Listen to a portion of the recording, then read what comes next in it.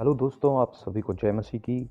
आज हम बात करेंगे निर्गमन की कहानी की, जो बाइबल में मेरी सबसे ज़्यादा पसंदीदा कहानी है और मुझे यकीन है आप सबको भी ये बहुत ज़्यादा पसंद होगी। तो निर्गमन की कहानी का असली हीरो मूसा है, लेकिन कहानी मूसा के साथ शुरू नहीं होती। कहानी बहुत पहले उत्पत्ति की पुस्तक में अब्राहम के साथ शुरू होती है। जब परमेश्वर अब्राहम से बात कर रहे थे और परमेश्वर ने उसे बताया कि तेरे वंश के लोग मिस्र देश में गुलाम होकर रहेंगे और 400 साल के बाद मैं उन्हें छुड़वा लूँगा। इसके बाद हम देखते हैं कि अब्राहम से इसहाक पैदा हुआ और इसहाक से याकूब का जन्म हुआ और यही याकूब आगे जाकर इज़राइल कहलाया। और इज़राइल के 12 बेटे हैं, जिसमें से उसका प्रिय पुत्र है यूसुफ। यूसुफ को उसके भाइयों के द्वारा बेच दिया जाता है और वो गुलामों की एक मंडी में बिकने के लिए पहुंच जाता है। लेकिन परमेश्वर उसके साथ रहते हैं, उसे वहां बढ़ाते हैं, आशीष देते हैं और एक के बाद एक अलग अलग जगहों से होते हुए आखिर में यूसुफ मिस्र का प्रधानमंत्री। लेकिन आखिरी में एक ऐसा राजा, एक ऐसा फिरौन राजगद्दी पर बैठता है जो यूसुफ को जानता नहीं था। और यहीं से शुरुआत होती है इजरायली लोगों की परेशानी की। उन्हें गुलाम बना लिया जाता है, उनसे दिन रात कड़ी मेहनत कराई जाती है, यहाँ तक कि राजा एक ऐसा फरमान जारी करता है कि सब मिस्री लोग इजरायली लोगों के बच्चों को नील नदी में फेंक दें ताकि उनकी जनसंख्या और ज़्यादा ना बढ़ सके। ऐसे में एक माँ फैसला लेती है कि वो अपने बच्चे को किसी को नील नदी में फेंकने नहीं देगी और परमेश्वर पर विश्वास करके वो अपने बच्चे को छुपा कर रखती है। और जब ज़्यादा दिन तक उसे छुपा नहीं पाती तो एक टोकरी में रख कर उसे परमेश्वर के भरोसे छोड़ देती है। यह बच्चा फिरौन की बेटी को मिलता है और वो उसे पानी से निकाल कर उसका नाम मूसा रखती है और अपने बेटे की तरह उसे पालती है। मूसा एक इब्री गुलाम पर अत्याचार होते हुए देखता है और वो उस अत्याचार करने वाले मिस्री को ऐसा मारता है कि वो वहीं मर जाता है और उसे मारकर मूसा छुपा देता है और वो भागकर मिद्यान देश को चला जाता है और वहीं बस जाता है। वहीं पर मूसा की शादी हो जाती है और उसका एक बेटा भी हो जाता है जिसका नाम वो गिरशोम रखता है। और इजरायली लोग अभी भी उसी गुलामी में हैं, अभी भी उसी पीड़ा में हैं, कष्टों में हैं और सताए जा रहे हैं। तो जलती हुई झाड़ी के अंदर से परमेश्वर पुकार कर मूसा से बात करते हैं। परमेश्वर मूसा को कहते हैं, मैं तुझे फिरौन के पास इसलिए भेजता हूं कि तू मेरी प्रजा इज़राइल को मिस्र देश से निकाल लाए। मूसा परमेश्वर की बात को नहीं मानता, इनकार करता है, बहाना बनाता है कि मुझे ठीक से बोलना नहीं आता, मैं तो जुबान का भद्दा हूं। और परमेश्वर मूसा की मदद करने के लिए उसके भाई हारून को ठहरा देते हैं।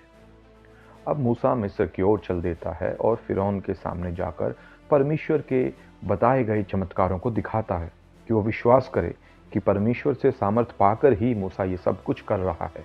ये चमत्कार देखने के बाद भी फिरौन का हृदय नहीं बदलता और वो अपने हृदय को कठोर कर लेता है। इसके बाद परमेश्वर मिस्री लोगों पर 10 विपत्तियां भेजते हैं। 10 ऐसी भयंकर विपत्तियां जो अब से पहले कभी भी नहीं हुई।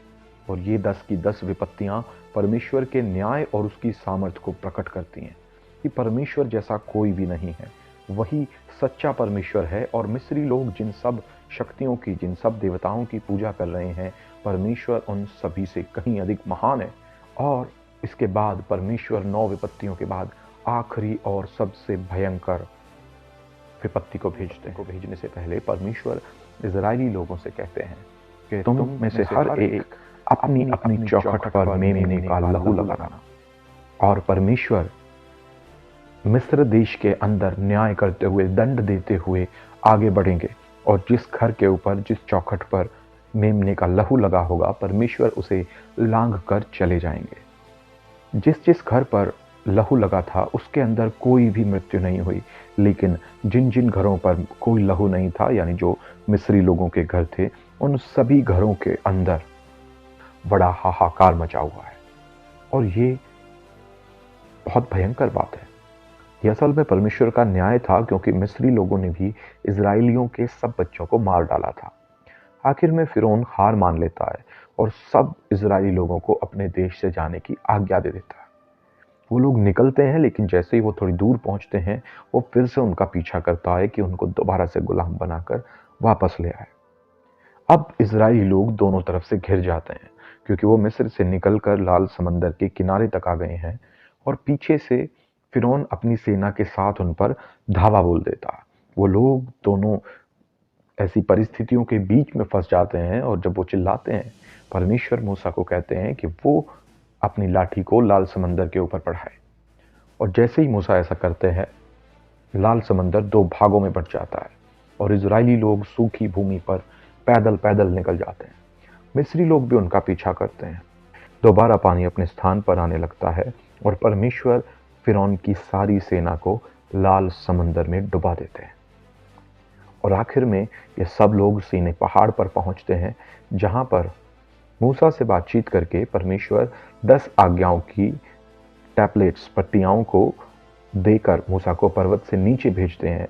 और मूसा जब नीचे आता है तो वो क्या देखता है कि लोग सोने का एक बछड़ा बनाकर उसकी पूजा कर रहे हैं, नाच रहे हैं, गा रहे हैं और कह रहे हैं यही है वो परमेश्वर जो हमें मिस्र देश से निकाल कर लेकर आया। और मूसा गुस्से से भरकर उन पट्टियाओं को तोड़ देता है, लेकिन वो दोबारा परमेश्वर के पास जाता है, इजरायली लोगों के लिए क्षमा की प्रार्थना करता है और दोबारा वैसी ही पट्टियाओं को बनाकर लोगों के पास आता है।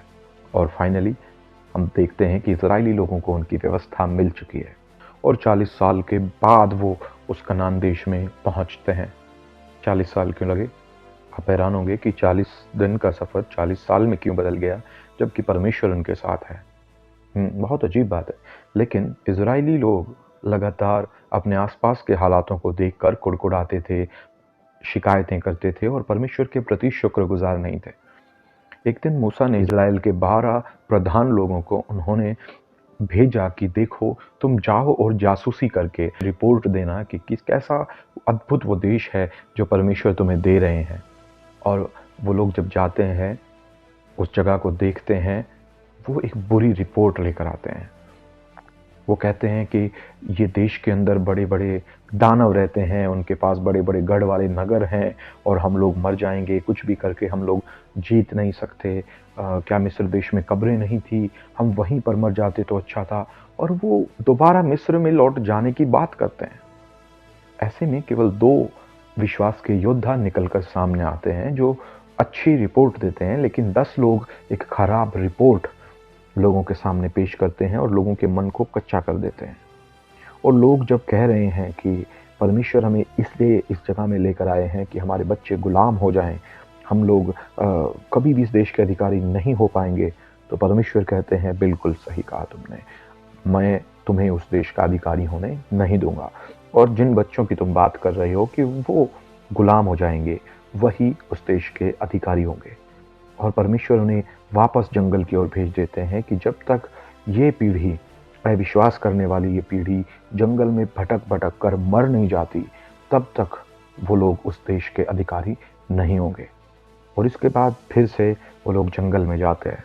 और एक बार तो मूसा भी परमेश्वर की आज्ञा ना मानकर चट्टान से पानी मांगने की बजाय चट्टान के ऊपर जोर से जब लाठी मारते हैं, तो परमेश्वर मूसा को भी कहते हैं कि तू भी उस देश में जाने नहीं पाएगा।